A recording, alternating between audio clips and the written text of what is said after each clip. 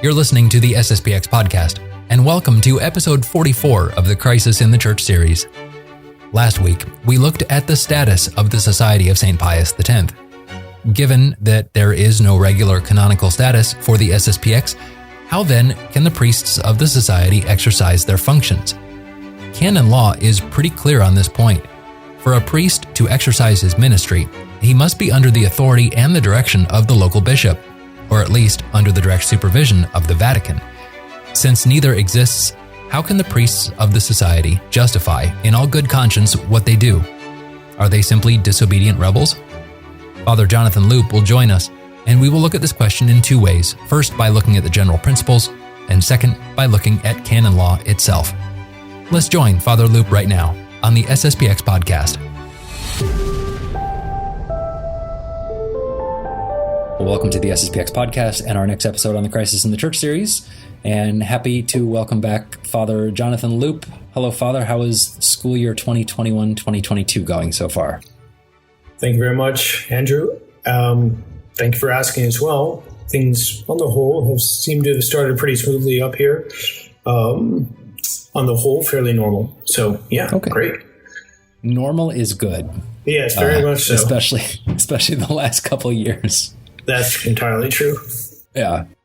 Well, Father, wanted to have you on to continue on with this section we're doing in the Crisis series on the Society of St. Pius X itself. Today we're asking the broad question on how can the SSPX justify its apostolate. Now, last week we were visiting with Father Robinson on the status of the SSPX. What is the status?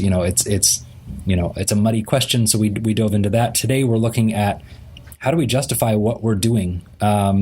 Because in a sense, you're not in a canonical position within the church. It's not a normal, air quotes, normal situation. Correct. So, Father, where do we start with asking and answering this broad question of how does the Society of St. Pius X justify what it does?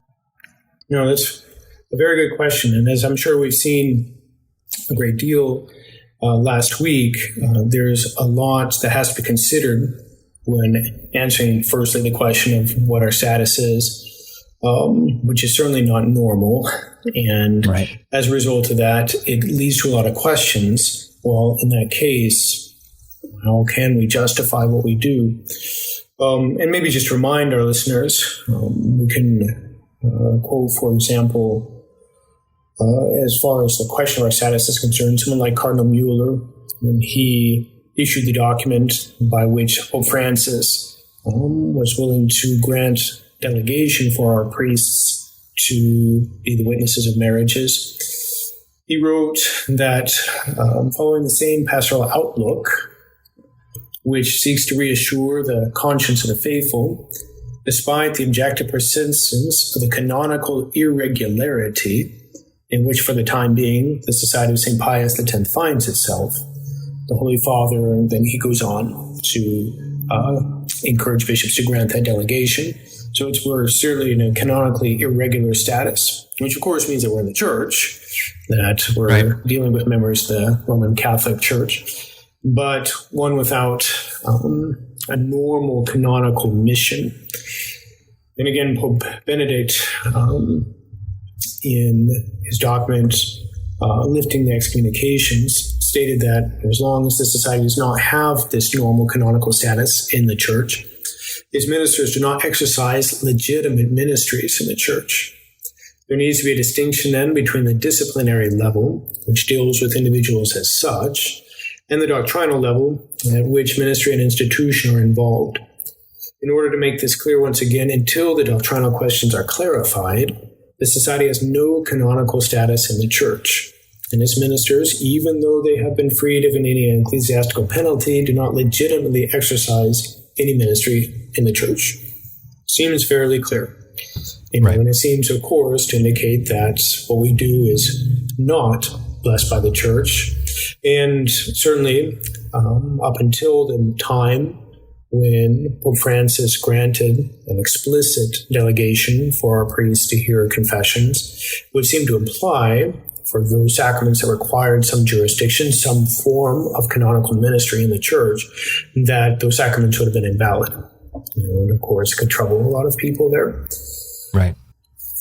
And even now, even with those movements of Pope Francis, still a lot of bishops certainly make very clear their explicit opposition to the apostolate that society priests exercise in their diocese or what have you. For example, I was just corresponding with a diocesan priest here in the Diocese of Boise, who was commenting that certainly you as a society priest, the society in a general way, is working in this Diocese of Boise contrary to the intentions, contrary to the will of the local ordinary, Bishop Peter Christensen.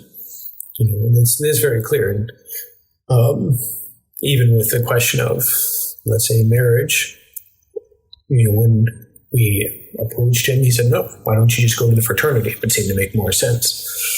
So it does seem that, okay, you have this local opposition on the part of a number of diocesan bishops. How can we work then going against the known intentions, known will of those successors of the apostles, those princes of the church, and still be truly exercising a praiseworthy work before God and doing good to souls? Right. I thought about asking you this at the beginning and thought about maybe asking you this at the end of our conversation, Father. And this is a little bit off script. Actually, it's very much off script. Does that weigh on you, Father? Does that weigh? I mean, is that a burden or is that a concern to you? And I know this entire episode is going to be talking about justifying the ministry. For sure. That has to be like you said. The bishop is the successor of the apostles. I mean, you at least if I were in your shoes, it would feel a little heavy. Mm-hmm. But no, certainly. In fact,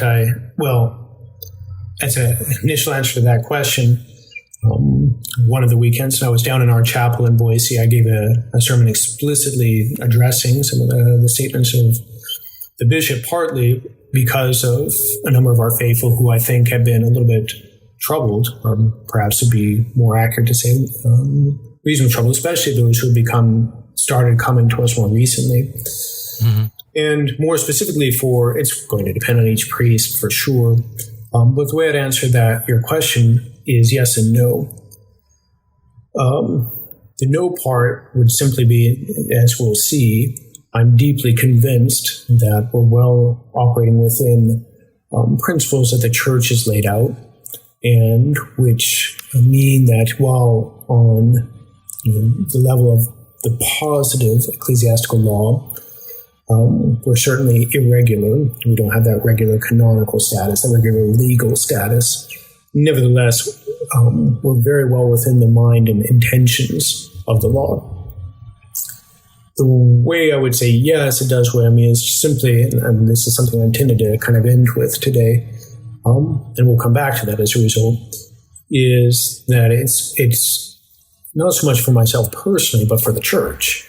We're dealing with a situation where those who truly are the successors of the apostles, truly have received that same authority, are in fact working against the goals of the apostles and preventing that free access to the true form of worship due to the spouse of Holy Mother of the Church. And as a result, it damages a lot of souls, and I think really prevents a great deal of grace to be received through the normal and ordinary channels. But we can come back to that again at the end. Sure. I think. Yeah. Sorry for jumping in. It struck me when you said, when you're talking about the Bishop of Boise and it's, he is the legitimate successor of the apostles, it must be at times. But anyway, sorry, go ahead. Yeah. Well, maybe just to finish that answer, it'd be like, a son who has a father who, in one way or another, is harming the family. And the son sees clearly that he needs to protect other members of the family, And he's not going to regret that part of the situation, but he will regret the fact that the one that he does look up to as his father is not acting as a father. Right. And it kind of comes down to that. Makes sense. All right. So as we come back then to this question more generally, all right, how do we then justify this? How do we justify, let's say, for example, here in Post Falls, we have to speak very, very loosely, a parish of about 1,600 people, roughly. We have a school, a boys' school of about 180 kids. The Dominicans run a girls' school, about 200 day students and boarders. And all of that, of course, without the blessing, without the acknowledgement and approval of the local ordinary. It's a fairly big thing. So how can we justify our presence here and continuing to act in the face of that knowledge? And I think we have to try to answer this on two distinct levels. In the first place, by really striving to go to first principles in a sense. And then secondly, looking at it from a more detailed perspective at certain aspects of canon law, which are linked to those first principles, but which are more specific and can help guide us in our day-to-day approach to how we handle the situation. And just to begin, as we turn to this question, these first principles, I'm very, very welcome to admit that this is an exceedingly exceptional circumstance and situation. It is profoundly not normal that we be carrying on an apostolate that is not approved by the local bishop, and even even goes against his mind, we may say. So, yeah, that's not normal, and it's not awesome. And again, like I said a moment ago, especially for the sake of the church as a whole. Now, the reason, of course, that we act in such an exceptional manner is as a response to the exceptional crisis in which the church currently finds herself. We cannot, I think, in approaching this question, underestimate the profound gravity of the situation in which the church and therefore which we find ourselves. And here, it might be helpful. I'm going to quote a small passage from Archbishop Lefebvre when he was responding in 1986 to the question of whether or not he would proceed to the consecration of bishops. So at this point, it was more a theoretical possibility. He hadn't made up his mind yet. And so he says here, quote, "If this were simply about a quote-unquote disciplinary difficulty, I would have no hesitation. So, for example, if Pius XII were alive today and asked me to close the seminary in Acombe, my obedience would be immediate and unproblematic." So just to stop there, obviously he means for Pius XII, he worked closely with him, and if he would trust that act of authority, and Pius XII himself intervened and said, "No, this is not the work of the church, I'd like you to stop." But then, to return to Archbishop Lefebvre, he goes on. He says, "But today the faith is at stake. I sense that the, quote, conciliar church is changing and endangering the heart of the Catholic faith. For this reason, obedience is no longer possible. Even the Pope has no power to change the faith. He is only its servant. To accept religious liberty, ecumenism, and the conciliar reforms would mean for me to contribute to the work of the church's self-destruction. In conscience, I cannot do that. But I want to make one thing clear. The bishops that I will consecrate, if I consecrate any, will have no special authority in the society." And that's the end of his quote here. What he meant by that last statement, is that they wouldn't have a particular jurisdiction or a ordinary jurisdiction over the members of the society. And indeed, to illustrate that, he stated in several conferences that it was not necessary, and perhaps even better, that a bishop not be the superior general for that reason, to avoid giving the impression that he had an ordinary jurisdiction. Right. And in that light, it was the same as his previous order, the Holy Ghost Fathers. He was the superior general for a time as an archbishop, but as he pointed out, there have been a number of priests who had occupied that same role. So again, the main point. So, for instance, Bishop Fillet. Sorry to interrupt you, Father, but Bishop Fillet, as a priest, as a bishop, as an auxiliary bishop of the Society of St. Pius X, if Father Pagliarani, who is the superior general of the society, tells him to do something or wants him to go to a specific place, Bishop Fillet should do it in a hypothetical situation. Correct. Even though Bishop Fillet is a bishop, it doesn't matter. Correct. Exactly. And it's obviously that's dealing more with the internal structure of our congregation. But again, yes, it's the same point. And to really come back to the heart of that quote, what he's stating is that we're dealing with a situation where the faith is being profoundly undermined. And for that reason, what would otherwise be a normal legitimate order, say if Pope Pius XII were to give it, suddenly becomes unacceptable. We cannot in conscience, well, it's very interesting what he says, I cannot in conscience contribute to the destruction of the church, or the self-destruction of the church. And so for us, I would say, if we can say that if a person remains blind to what effectively is an objective reality about the state of the church in our day and age, then really there's absolutely no argument that the society can present to defend itself and the conduct it practices. Because again, what matters is this assessment that we're in a situation where there's a grave danger of souls losing the faith in our Lord Jesus Christ in his church as he founded it. And if somebody does not admit that, then certainly all that we do is nonsense. And that makes perfect sense.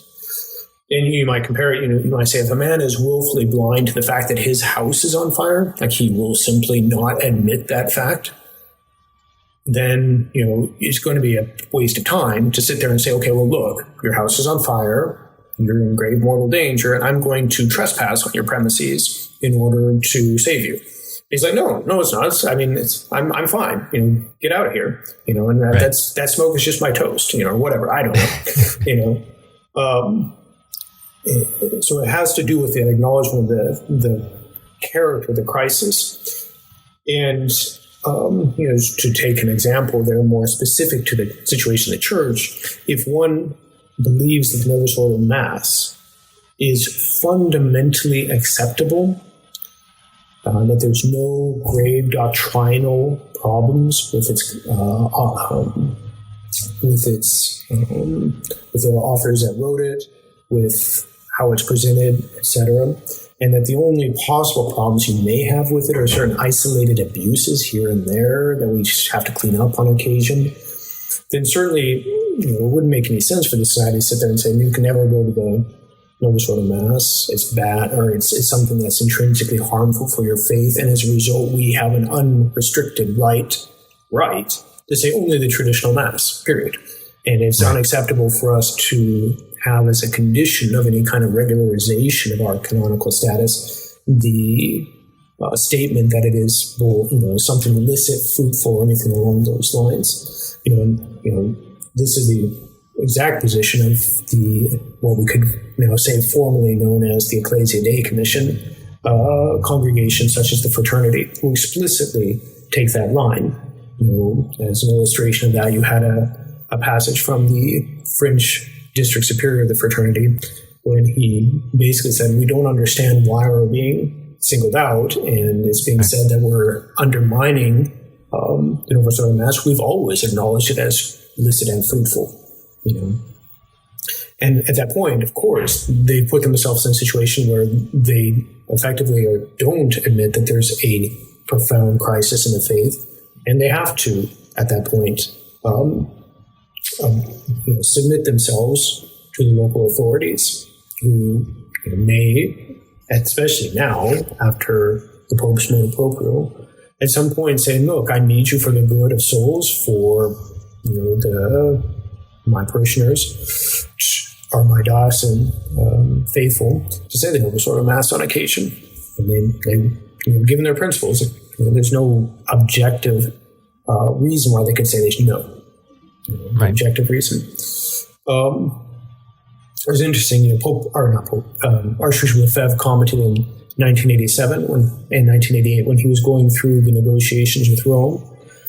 One of the signs that he took as from Providence that it was not going to be wise to persevere with the protocol they signed were some of the comments of the then Cardinal Ratzinger, who observed that in a parish like Saint Nicolas de Chardin in Paris, that, of course, it would be necessary once everything were kind of settled with the protocol and everything had been regularized, that there be Novus Ordo Masses offered there, for parishioners right in the area who wanted the access to the Novus Ordo Mass. And the Archbishop, it was one of those things that made it abundantly clear to the Archbishop, okay, their intentions are not the same as ours. We want to be acknowledged as in justice we should be, not because of our persons, but because of the work that we represent at this point.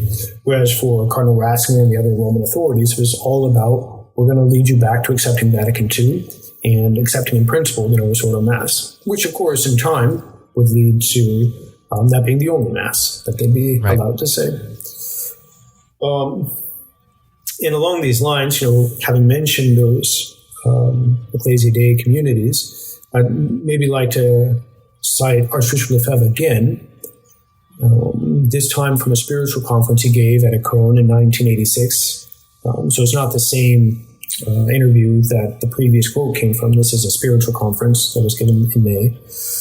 And it was, the context of it was another group of seminarians, and I think it was just seminarians on this occasion, had abruptly left a Cone in order to go to Rome because they'd been promised to be able to have a seminary in Rome where they'd be able to learn the Latin Mass and stuff like that. And in the course of the church conference, the Archbishop said, this is the fourth time that this has happened, where people have left us, and it's always gone badly for them. And so he says,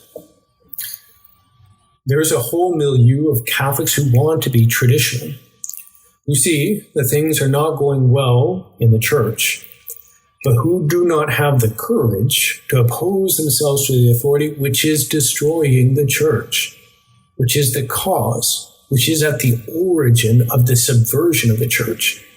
What can I do? It is what it is. The subversion of the church has come from Rome. Paul VI said this himself when he spoke of the auto-demolition of the church. But he was also an agent of that destruction when he accepted the reforms of Vatican II. He saw through this council, which has principles contrary to the doctrine of the church. Now, it is necessary to make a choice. One must grasp precisely what is the crisis in the church. Such people, these people in these traditional milieux, do not understand what is the crisis in the church. They believe it is something benign, a small thing. But this is not true. It is the faith which is at stake. It is a complete inversion of principles. They no longer have Catholic values. It is no longer Christian. It is instead Masonic. It is truly a revolution in the interior of the church. The devil has delivered his masterstroke to make use of the church to destroy the church, to make use of the authorities of the church to destroy the church. And that's the end of the quotation. That was obviously a little bit repetitive, but he was just speaking in a spiritual conference. And what he says there, I think, is very profound. It's a matter of not going to the depth of the causes that we're dealing with here, in which profoundly impact our practical decisions and how to approach the solution there. If we're really dealing with, let's say, authorities within the church who are, and to speak very loosely, being used by the devil to destroy the church, that has to alter how we approach them. And that has nothing to do with their motives, their intentions as human beings, but simply, objectively speaking, these principles which they are basing their action upon are contrary to the doctrine of the church. And indeed, the whole point of the series of podcasts has been to explore in some detail those principles that the Archbishop mentions in that short passage. Coming from Vatican II, or let's say brought into the Church in an official capacity of Vatican II, as we saw in those podcasts, and which we can mention religious liberty, ecumenism, the sort of mass, collegiality, a whole host of things that are tightly linked with each other. And all the point of being able to explore those in detail is to help us to see and understand that this trial the Church is undergoing is unprecedented. And we're not dealing ultimately with just, let's say, this isolated heresy, this isolated problem within part of the Church or anything along those lines, but rather a radical shaking of the foundations of our faith.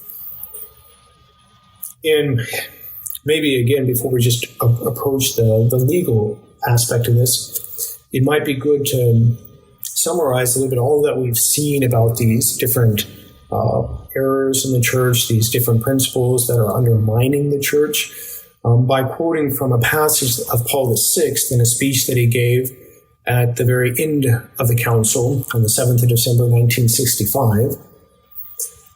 It's a speech of closure, so all the work has been done. He's addressing all the bishops, commenting on what's been brought to a conclusion after 4 years. And it's really an astonishing speech, like deeply astonishing. I was rereading it again and just amazed, in fact, by what he says. And it's true that there are certain phrases, certain portions of it which have an element of tradition about them, are certainly not controversial in themselves. But those are in a way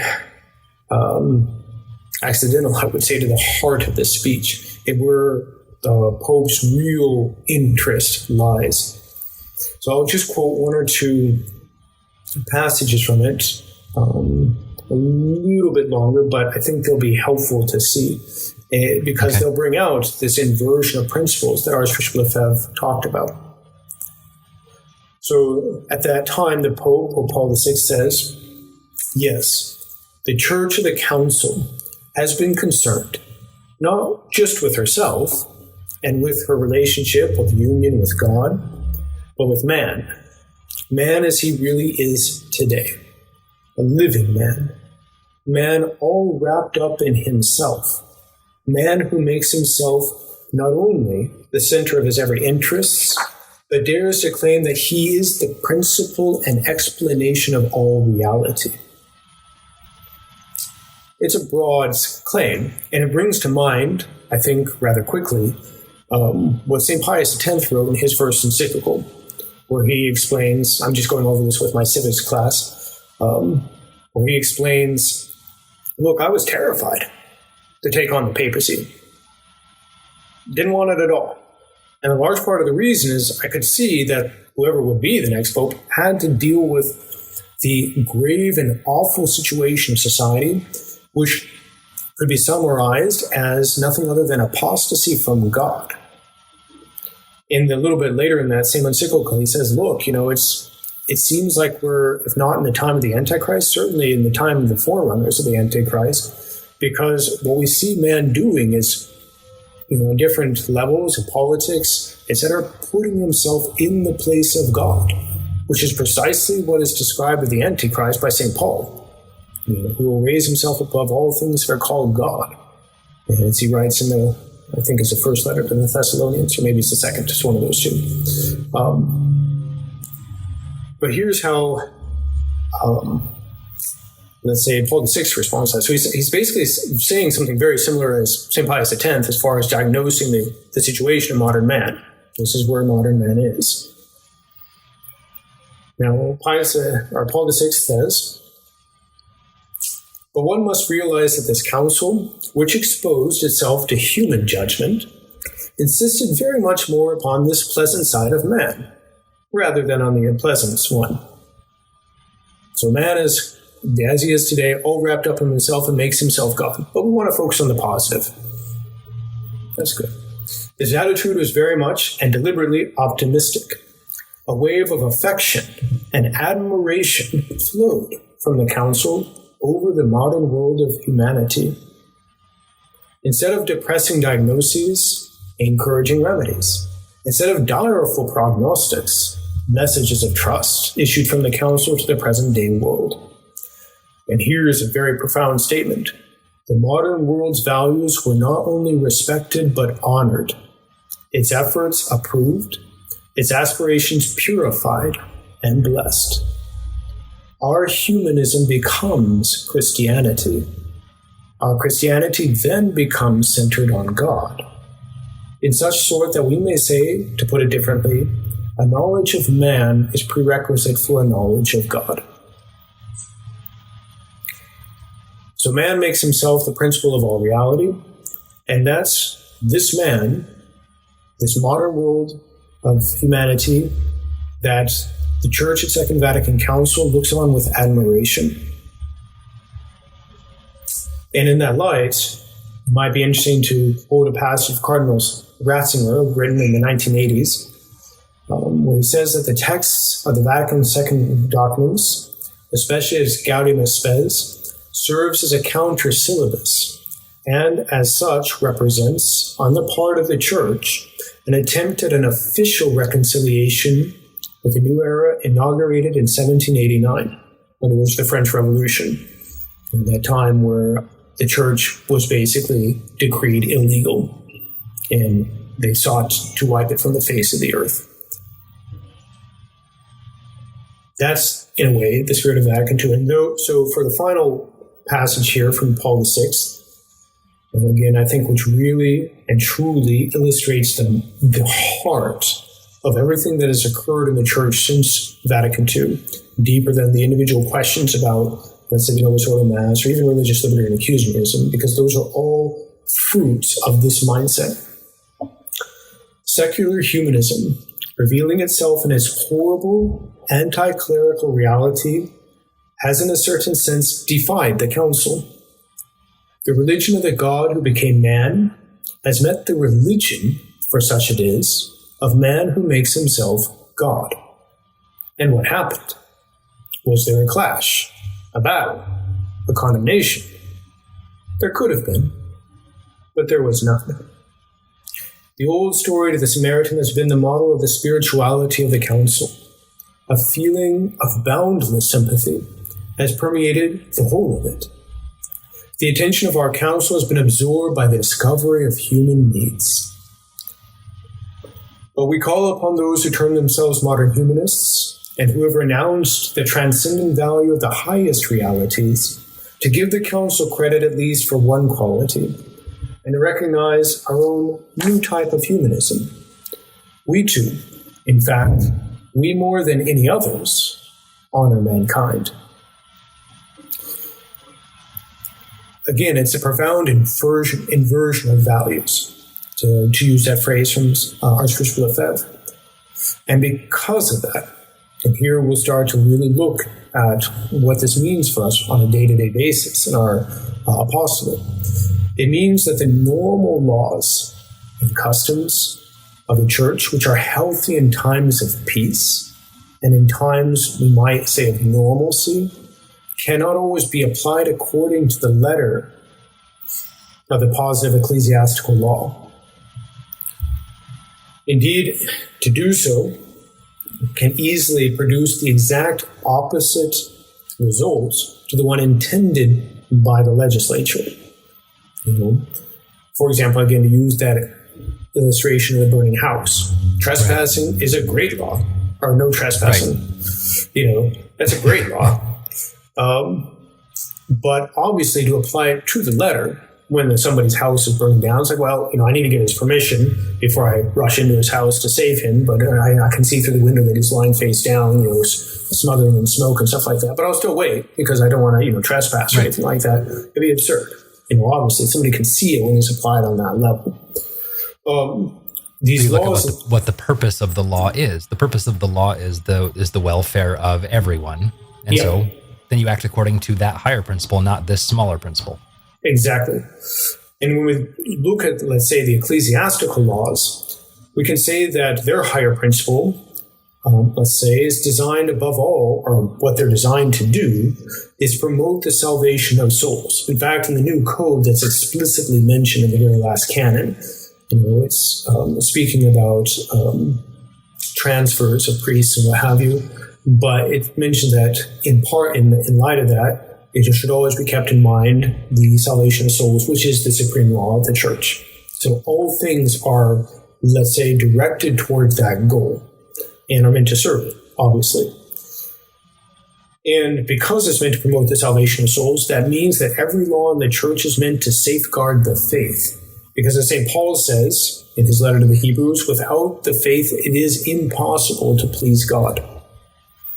So in order to work for the salvation of souls, the church must propagate the faith, defend the faith, and create structures that allow the faith to be effectively practiced.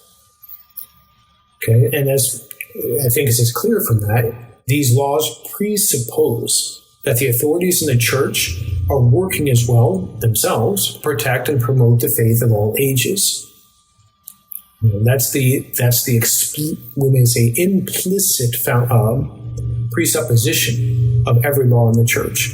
That deals with those who exercise authority. And perhaps it might be helpful, as an aside, when we speak of the legislature, when speaking of church laws, we have to understand that firstly and radically, we're referring to our Lord Jesus Christ. And we may say his Spirit, the Holy Ghost, and not this or that pope or bishop as an individual man. They certainly have the right to make laws for the church, bishop for his diocese, pope for the universal church, but it's as a vicar of our Lord Jesus Christ. They don't have any right to make laws according to their own whims and for their own purposes. And as a result, anything that would go against any of their prescriptions, any of their regulations, which would go against the higher divine law, would cease to exist. It would be going against the mind of the legislature. And we can even speak, so to speak, that it goes against their own intentions, according to their office. Because according to their office, their intentions are to further the work of our Lord Jesus Christ. There's a great... I remember when I first converted, having one or two conversations with people who had a little bit of trouble understanding how we could ever pray for the intentions of someone like Pope John Paul II, who was Pope when I first converted. Like, I don't want to pray for, his, interreligious prayer meetings. I don't want that to be successful. I want him to be converted.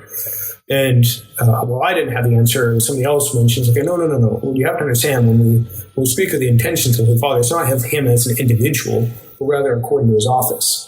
That he, as Pope, wishes that the work of our Lord Jesus Christ spread and that souls be saved as a result. Now, okay.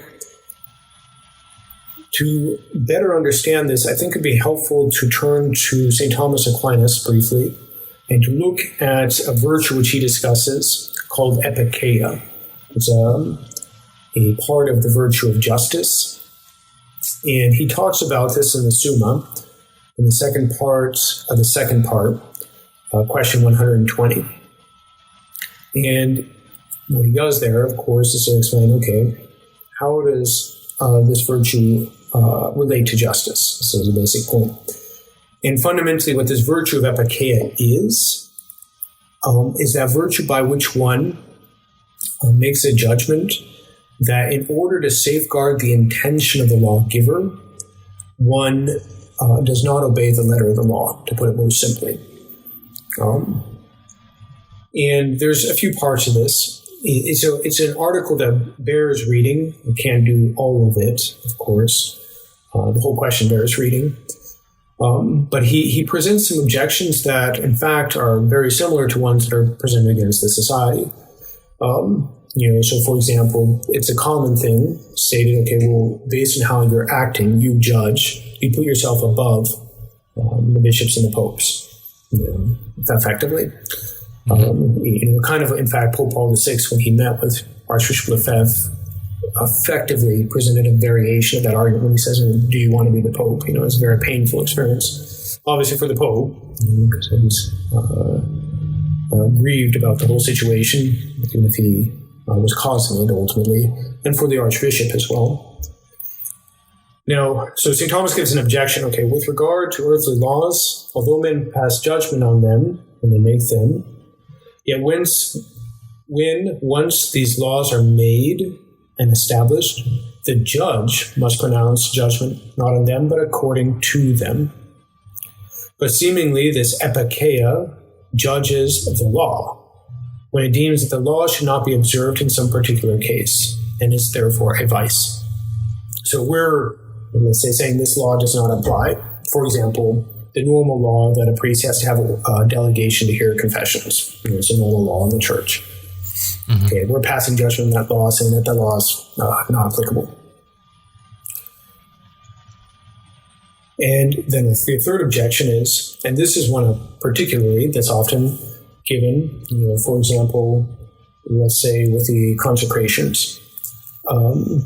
I'll read the objection that St. Thomas gives and then apply it to how it is seen in those consecrations. He says, it belongs to this epikeia to consider the intention of the lawgiver, as the philosopher states, quoting Aristotle. But it belongs to the sovereign alone to interpret the intention of the lawgiver. Wherefore the emperor says in the Codex of Laws and Constitutions that it is fitting and lawful that we alone should interpret between equity and law. Therefore, the act of epikeia is unlawful, and consequently, epikeia is not a virtue. Now, that applies here, of course, because, let's say, Archbishop Lefebvre said, I'm proceeding to these consecrations because there is a crisis in the church. And John Paul II, the Holy Father at the time, said, no, there's not. Right. You're mistaken because you have a misunderstanding of living tradition. There's no crisis. And so some people will say, well, it's for the Pope to be able to make that judgment, right? He's the one who has the head. He's the one who interprets the intention of the lawgiver, which here, of course, if we bring it down to a particular law in question, that a bishop does not consecrate without the approval of the Holy Father, without the approval of Rome. So he's the one to judge that this doesn't apply now, and therefore the Archbishop was wrong to go against it. There can be no epikeia there. Now, he gives the response, and he says this: legislators, in framing laws, attend to what commonly happens, and what happens for the most part. Although if a law be applied to certain cases, if it will frustrate the equality of justice and be injurious to the common good which the law has in view. Because, as he explains a little earlier, the laws dealing with human actions, which involves a lot of particular circumstances, all of which cannot be foreseen. In other words, go back again to the law of the house burning. The law says don't trespass. But I can't foresee that my house is going up in flames right now, and I'm fine with somebody breaking in to save me. So the law doesn't foresee that, therefore it doesn't provide for it. So then he gives an example. He says, thus the law requires deposits to be restored, because in the majority of cases this is just. If I give you money, I deposit money with you. If I'm going to use some of your equipment, normally you'd return it to me if I gave you back your equipment. And that's what he goes on. It happens sometimes to be injurious to give back the deposit. For instance, if a madman were to put his sword in deposit and then demand its delivery while in a state of madness, or if a man to receive the return of his deposit in order to fight against his country. So let's say I give you back your camera equipment, but I've gone mad in the meantime, and I'm intending to use the money to fund, some terrible thing. You're like, no, I can't allow you to do that. It would make sense, even though normally it would be unjust. And then he concludes, on these and like cases, it is bad to follow the law, and it is good to set aside the letter of the law, and to follow the dictates of justice and the common good. This is the object of epikeia, which we call equity.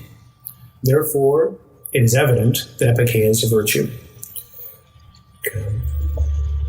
So there are times when the law, as it is written, goes against the purpose for which it was written. For example, the virtue of obedience, we could also apply that to obedience. The virtue of obedience is a good thing. But there are times when to practice obedience according to the letter of, let's say, the virtue would actually be harmful in a sense, being at all times.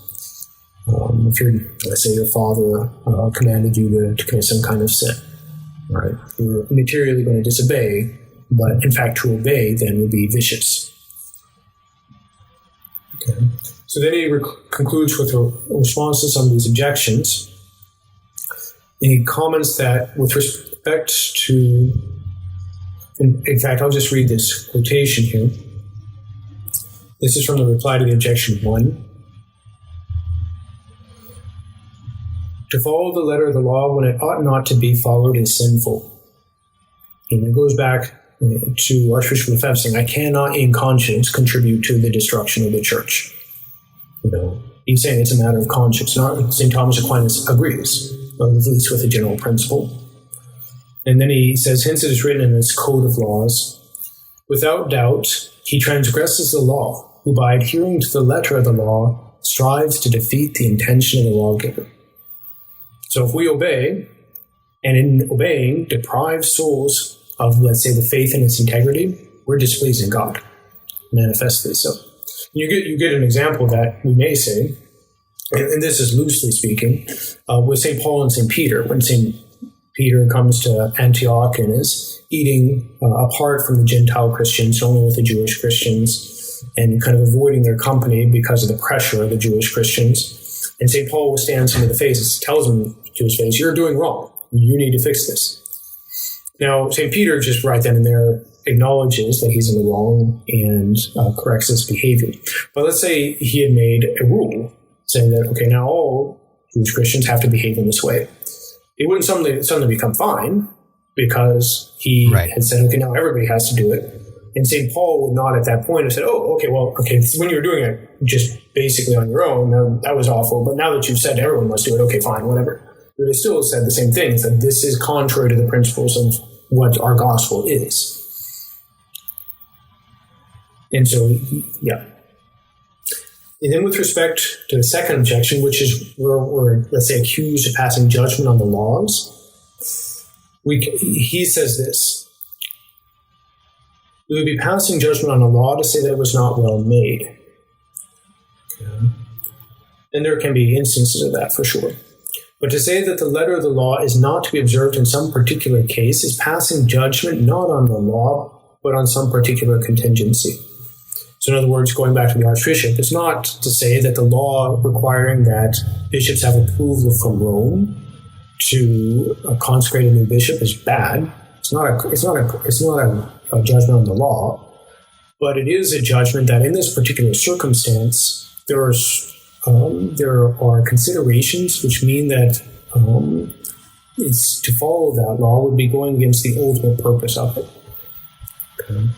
And then finally, and he's not saying this law is bad in and of itself. No. In fact, he was saying the exact opposite. And I guess we could even go so far as to say, in the future, should the society need to consecrate more bishops in the future, Father Pagliarani or whoever the Superior General is at the time, years down, I'm not breaking any news here. We're just talking in hypotheticals here.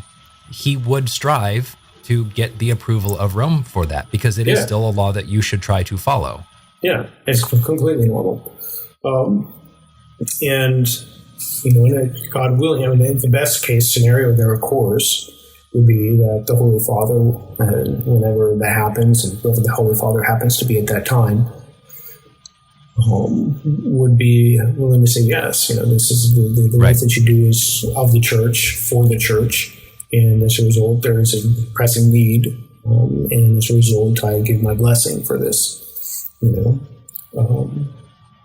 That'd be a best case scenario, because obviously see what providence brings. And then the final objection, and this one I think is the most interesting in some respects, because this is the one where a lot of people are most uncomfortable, because as if you remember the objection, he goes, okay, look, it's for the lawgiver to interpret the law alone.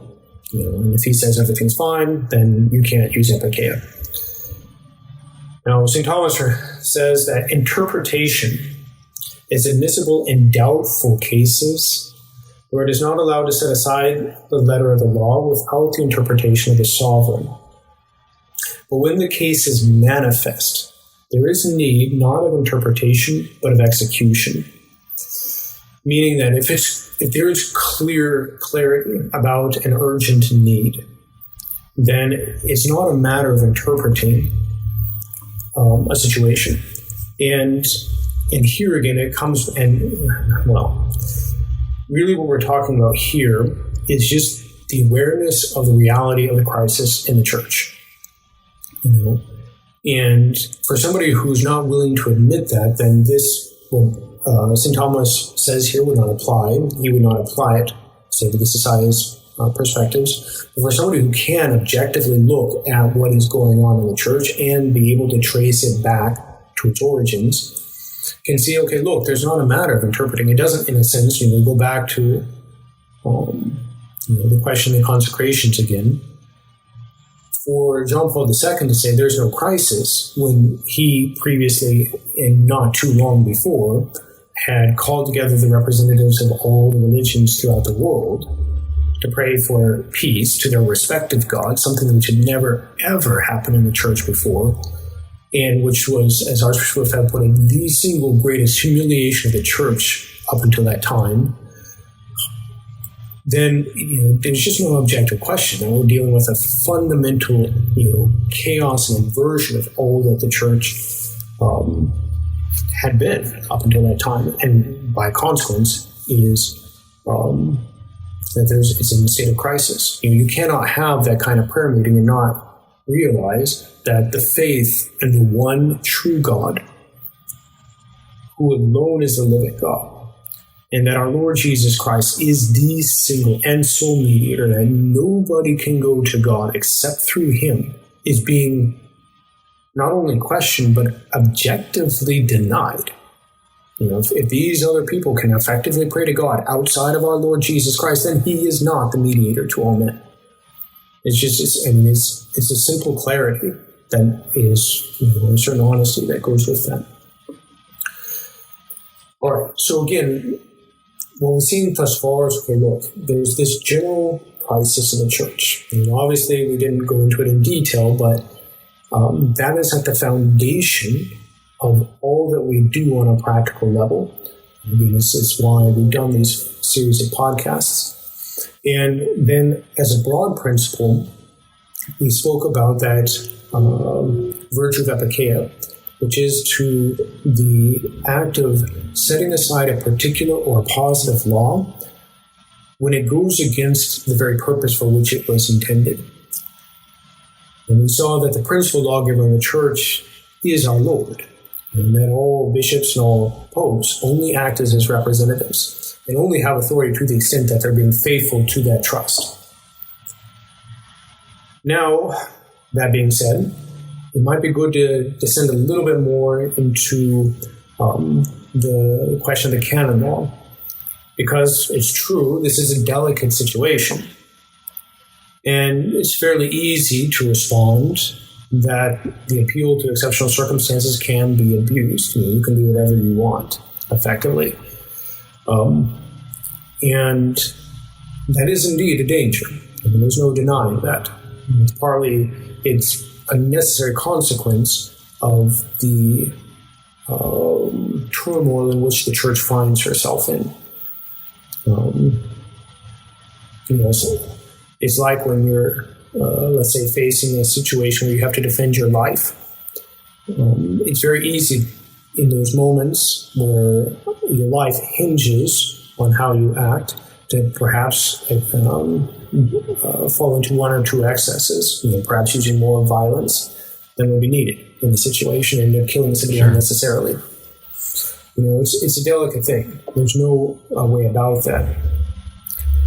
But at the same time, we can say on the one hand that the Archbishop bequeathed to the society a desire as much as possible to always keep working within both the spirit and even the letter of canon law as circumstances permitted.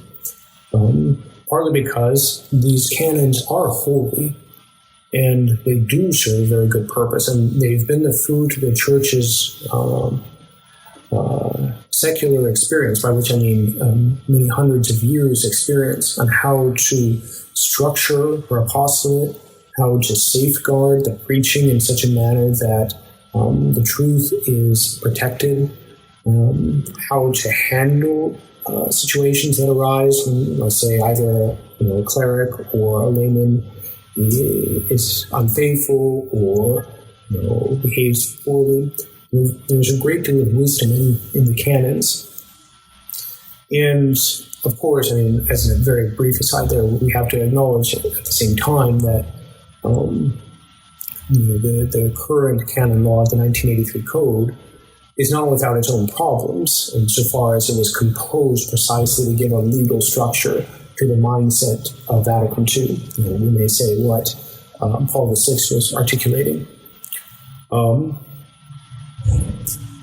So, with that being said, we can point out that the Church herself, in her canon law, provides principles that can guide us in the society in these exceptional circumstances, which explicitly allude to the question of equity, this virtue of epikeia that we were talking about. Now, as I've already mentioned... To carry the analogy forward, canon law does provide for, if the house is on fire, you can break in, basically. Exactly. We'll see yes. Although we're going to see, it doesn't speak about the exact fire that we're dealing with. Right. Which is important to keep in mind. Now, so as I mentioned before, at least in the 1983 code, the explicit mention is made of the supreme law of the Church being the salvation of souls. And consequently, we have to realize that everything bends to that, ultimately. If something in any way can be objectively shown to be hindering that, then its application, so long as that is the case, can be legitimately suspended. Now, in another canon, in the 1917 code, Canon 20, and in 1983 code, Canon 19, there's mention of equity specifically. And it says that if on a particular matter there is not an express provision of either a universal or a particular law, nor any custom, then provided it is not a penal matter, the question is to be decided by taking into account laws enacted in similar matters, the general principles of law observed with canonical equity, the jurisprudence and practice of the Roman Curia, and the common and constant opinion of learned authors. So in other words, the law is explicit. Okay, there's things that are going to arise that we don't foresee. All right. If that happens, well, what one should do to try to resolve it is to look at similar situations that are found in the law already, if they exist. One can also recur, as it says, to the general principles of the law. For example, the salvation of souls. That is a general principle of the law.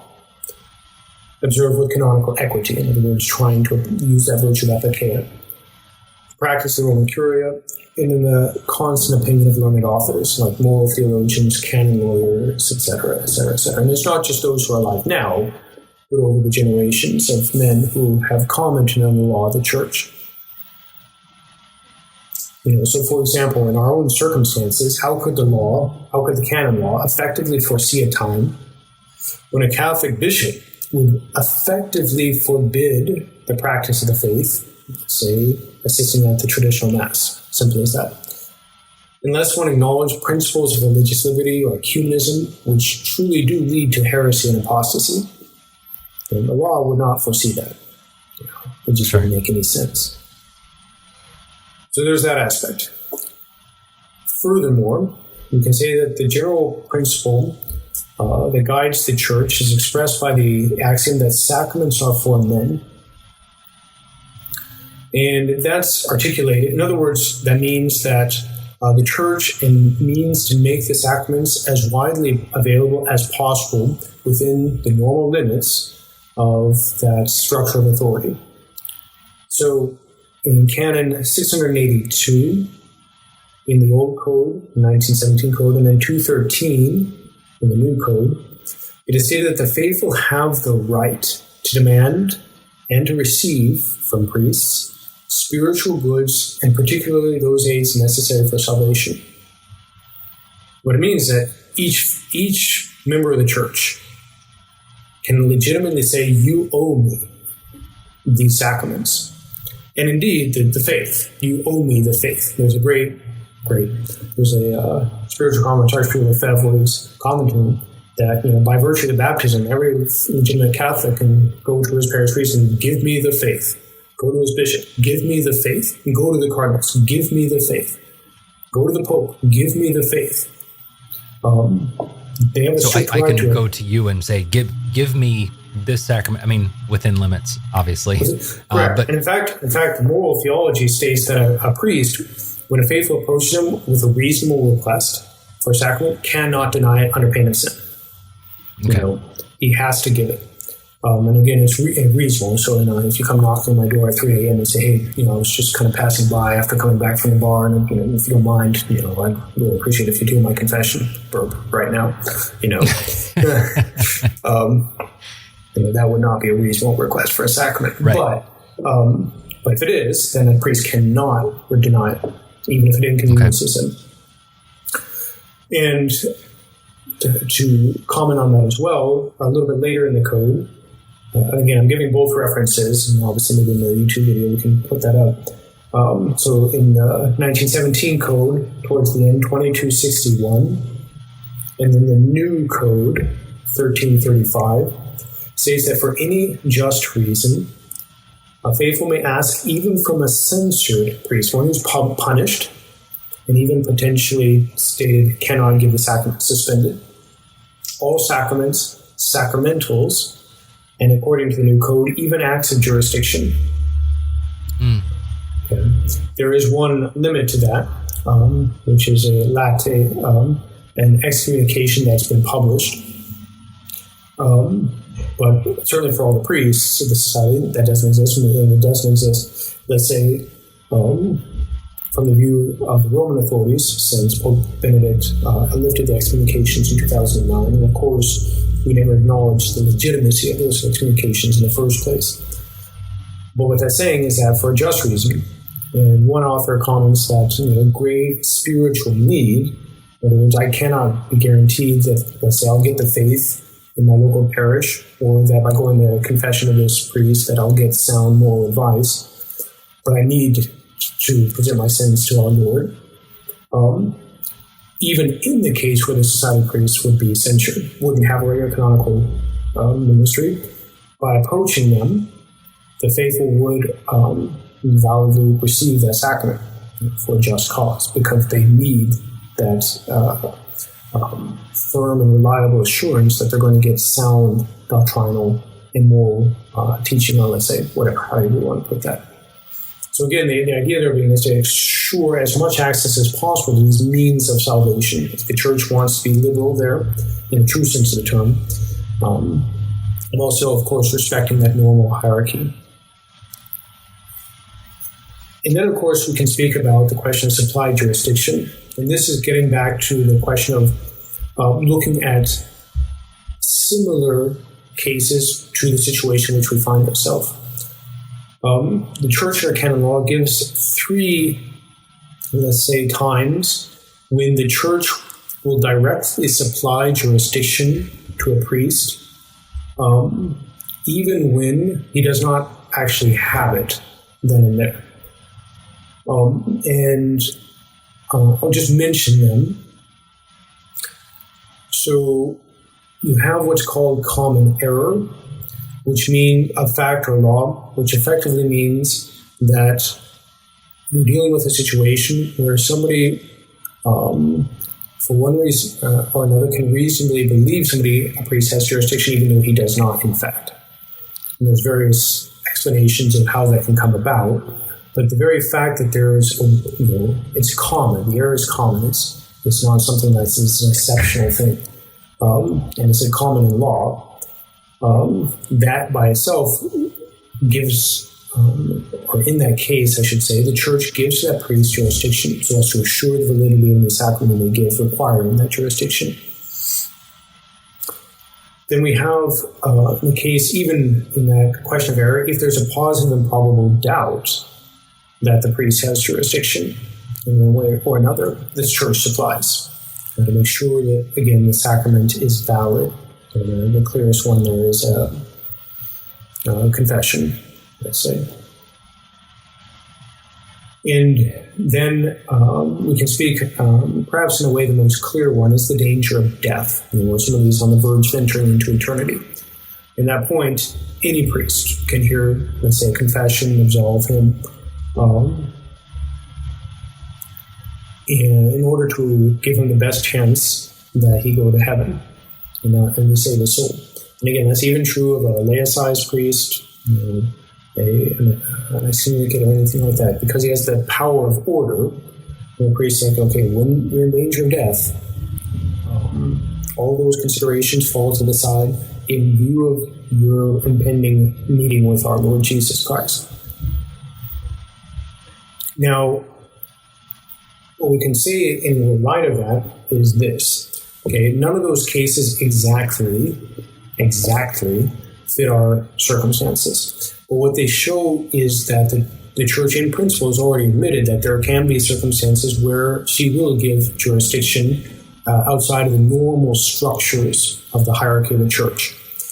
And we can say that given the character of the crisis, the faithful find themselves in what we can call a grave spiritual necessity, akin to the danger of death, where, for a variety of reasons, there is a persistent danger that they cannot have access either to sound doctrine, let's say in the teaching and preaching the catechism of the local church, or, let's say, sound instruction either for the preparation of marriage or for the question of confession or what have you. And as a result, they have to have recourse to priests who would, under normal circumstances, not have that jurisdiction from the church. And again, it's applying that, it's an analogy of law that we say there. And again, it's fundamentally rooted in the reality of the crisis that we're dealing with and the depth of the crisis in which we're dealing with. And I want to point out one thing that just struck me when I was hearing you say that, Father. I think some critics might say, well, you're applying an analogy. You're saying that because this is happening now, I can use this provision of canon law. But earlier, canon law said, and I'm no canon lawyer, but earlier you said that canon law says, if there's not a particular matter that we're discussing here, it was number 19, I think, then you look at the general principles in similar matters, in other things. So it is not wrong for us to look, for you, Father, to look at an analogous situation in canon law, because canon law actually says to do that. Correct. And it says the intention of the law is because a lot of the particular canons or laws, are founded on general principles. And as a result, by looking at these similar circumstances or similar provisions in the law, we can go down to the principle underlying it and find in that principle one which would give an account of how to act in this particular circumstance, still according to the mind of canon law.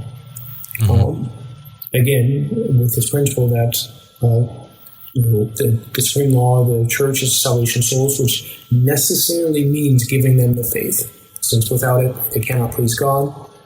And in order to assure the greatest access possible for the sacraments, in these, let's say, exceptional circumstances foreseen by even the ones foreseen by canon law, the church will supply that jurisdiction as needed. And given the fact that we're in an analogous, exceptional, and urgent situation, we can reasonably say that the church does continue to supply that jurisdiction in those instances where we don't normally have it. Again, it's It's right now, of course, as I said at the beginning, Pope Francis has just given a blanket delegation to the fraternity or society priests to hear confession. So right now we don't have, let's say, this particular principle needed for our confessions. But if we just speak about the whole apostolate that we exercise, it's the same foundational principle. And now maybe just by way of conclusion, it might be good to make a few remarks about, I would say, the spirit of the society in this whole circumstance that we find ourselves. Because again, it's exceptional and it's not normal. It goes back to the question that you asked at the very beginning. Does this weigh on you? And again, still, yes and no. And to really to understand what guides us, in the first place, I think it's critical to realize that what is at the heart of our work is a profound reverence for true authority. It's not a matter of just brushing off these bishops. It's not at all our intention. And here it might be interesting to read a quotation from Archbishop Lefebvre, which I think we can apply all proportion guarded to, say, the circumstance in which we find ourselves in any given diocese throughout the world. So this actually comes from a sermon that he gave on the episcopal consecrations. It's a beautiful sermon, well worth reading. But in it he says that there is no question of us separating ourselves from Rome, nor putting ourselves into a foreign government, nor of establishing a sort of parallel church, as the bishops of Palma de Troya have done in Spain. They've even elected a pope, formed a college of cardinals. It is out of the question for us to do such things. Far from us be this miserable thought of separating ourselves from Rome. On the contrary, it is in order to manifest our attachment to Rome that we are performing this ceremony. It is in order to manifest our attachment to the eternal Rome, to the Pope, and to all those who have preceded these last popes, who unfortunately since the Second Vatican Council have thought it their duty to adhere to the grievous errors which are demolishing the Church and the Catholic priesthood. Like I said, all proportion guarded, we could say that with respect to each of the dioceses in which we find ourselves. It's far be it from us to separate ourselves from the local ordinary, from the successor of the apostle who governs this portion of the Church. Indeed, what we do in those dioceses is in fact to show our loyalty to him as a successor of the apostles. And in reality, in many respects, we can, I think, truthfully say that we are the most loyal members of the Church in many dioceses to the local ordinaries, in the sense that we're carrying on the work that he's been commissioned by God to do, in which, under normal circumstances, he would fully approve of, without any question. And in a way, it's to go back to the analogy of a father. If a father, unfortunately, is drunk, then the true son is going to be the one who's going to try to prevent him from drinking anymore. Right. And may go against what he says is his will. And so that means as well for us that we do have a readiness to obey in all matters that are not objectively contrary to the faith and morals. And we can go back to the Pope, or quotation of Archbishop Lefebvre, who said, look, if Pius XII, who was a Pope guided by the principles of the faith, were to say, okay, look, what you're doing, for one reason or another, is not contributing to the good of the Church, I'm going to ask you to shut down, fine. If that were the case, if we were being judged according to the tradition, the principles of the faith and of tradition, not a problem. And indeed, together with that, there is indeed a desire to reestablish normal links and bonds with the Church and with the local ordinaries. Yes. It's not a situation we delight in. It's not something we want to continue. It's just not normal. Okay? And by saying that, we are not acknowledging that we are in the wrong at all, or that we have some kind of guilty conscience that we hope to appease. Rather, it says that Archbishop Lefebvre was accustomed to say, it's not us who's produced this abnormal situation. It's not us who've basically gone crawling hands and knees to the modern world saying, let's adopt your principles. And as a result, let's turn our back on what the church has always taught about a whole range of truths.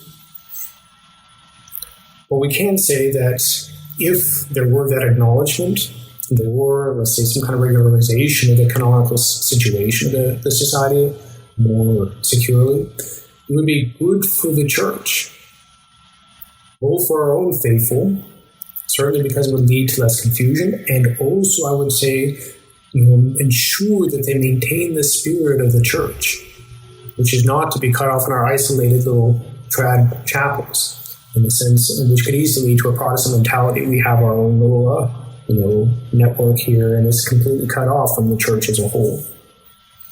And not only that, but sorry, I was just going to say I've seen comments, for instance, on the SSPX Facebook page of some people who have commented, when there's a story or something about Bishop Flay, for instance, when he was visiting Rome, talking with Rome, having these regular conversations, and this was even after talk of the regularization. This was just visiting and talking with Rome.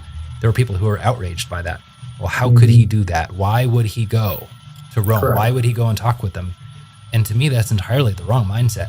You go. When Rome calls, you go. You are part of the church. You don't just cut yourself off and be this insular. That's a very sedevacantist position in my mind.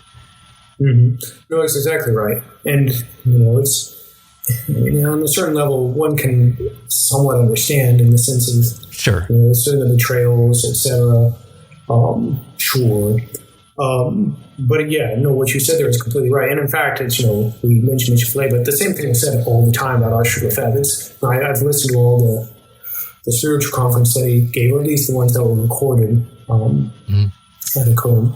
And it's really rather remarkable how many times it comes up where he's Archbishop Lefebvre in speaking to the seminarians, like, okay, yes, I have to deal with this group of traditionalists who are saying, why are you going to Rome? You should never go to Rome. It's exact same things that Bishop Flay had to deal with. It was almost word for word the same critiques and stuff like that. And Bishop said exactly what you said. It's like, no, unless I'm always going to be willing to go to Rome to deal with the superiors of the church. And I think that was true even after the Episcopal consecrations, where he kind of said, okay, we're just going to retreat for a time, simply because the break there was so clean-cut, you might say, and so definitive, that it is manifestly obvious that there was not going to be an immediate resumption of any kind of attempt to negotiate or whatever. But that was really more a prudential thing. It wasn't because, I know some who said, well, after that, he said, okay, look, these people are so clearly modernistic that there's no way we can ever deal with them under any circumstances. The problem with that is he says the same things before 1988 when he actually went to negotiate with Rome. Like in the spiritual conferences, for example, 86, 87, he's saying things like, we can't deal with these people. Like, they're completely modernistic. What are you going to do? And then he goes to negotiate. So when it becomes apparent that there might be some possibility of getting a reasonable regularization. So, well, anyways, that was kind of an aside. Sorry. No, it's good. And I would also say that regularization would be good obviously for our own faithful, I was going to say, because it solidifies the authority that we do have from the church, which in our current circumstances is very precarious. It's not an easy situation. It's not normal. It is not a normal situation. And of course, I would say it'd be good for all the faithful, and it's not, and this is in a way the more important part, because it would make clear the rights of tradition and draw more souls to the faith in its integrity, as well as to the traditional sacraments. And that cannot but do good for the church. Now, maybe to end, I just once again like to quote Archbishop Lefebvre again from a conference that he gave in 1986, talking about the possibility of bishops, again 2 years before the actual consecrations. And it really sums up the spirit of the society. We're doing what we have to do because of this emergency, but we want the emergency to end. And so he says, these bishops would be my auxiliaries, but have no jurisdiction. They would be there to give confirmation and ordination. This has nothing to do with setting up a parallel church. This aim is simply to continue the society so that it does not die the death because there is no one to ordain its priests. And the day the truth of the church of all time comes back to Rome, these bishops will put their episcopal dignity in the hands of the Pope and say to him, here we are. What will you do with us? If you want to make use of us, you can do so. But what remains is the society that is the work of God, willed by God. In all proportion guarded, we could say the same thing when we say that faithful times comes back to diocese. In its integrity, the society as a whole and the priests as individuals will certainly be, in that principle, willing to come to the bishop and say, here we are your servants. We want to help you precisely to spread, to nourish, and to protect the faith of all times. That's what we wish to do. Let's do it. So, would that this day comes very soon. God will, yes, for sure. Yeah. That was excellent. That was a great way of understanding this. We've heard these arguments, these objections so many times of, it's not normal, it's not regular. No, it's not. No, I don't think there's anyone who can argue that this is normal. But at least it's good to understand, canonically and philosophically, I guess, there's some solid ground that the SSPX can stand on until that time comes. Correct. Yeah, I would just say it's at the level of the positive canon law and the level of the first principles of the law. And what we're doing is not oppose the mind of our Lord Jesus Christ, under the legislator, who is the legislator for his church. And again, it's because of the gravity of the situation which we see around us, which we want. Yeah, it weighs only because of the gravity of the situation, because souls are being lost as a result of the fact that the faith is being obscured by these modern principles and those that Pope Paul VI discussed and Cardinal Lasker mentioned. And that's choking souls, and we want that to end. Father, thank you so much for the time. It was great to chat with you again, and I believe this is the last time in this series, at least, we will be talking with you. So thank you for coming on. I think it's been 5 or 6 episodes you've helped us with. So thank you for all the time you spent to put these together and to talk with us about all these. No, it's my pleasure, and thank you very much, Andrew. Thank you. Thank you for listening to and watching episode 44 of our Crisis in the Church series here on the SSPX podcast. Next week, Don Tranquillo will join us for a question that many of our listeners asked us to discuss. Namely, what are we to think of the new canonizations? Are they infallible? Are any canonizations infallible? Does it mean that the Church is no longer infallible if we look at the canonizations of recent popes who helped spread the errors of Vatican II and the new Mass? That's next week. Please consider subscribing to the podcast and to the SSPX News English YouTube channel so that you won't miss next week's episode or any of our future ones. If you click the little bell, that'll give you a notification as well. And if you have the ability to set up a monthly recurring donation of $5 or $10 or $20 on sspxpodcast.com, it would help us immensely to complete this Crisis in the Church project. Until next week, thank you for listening, and God bless you.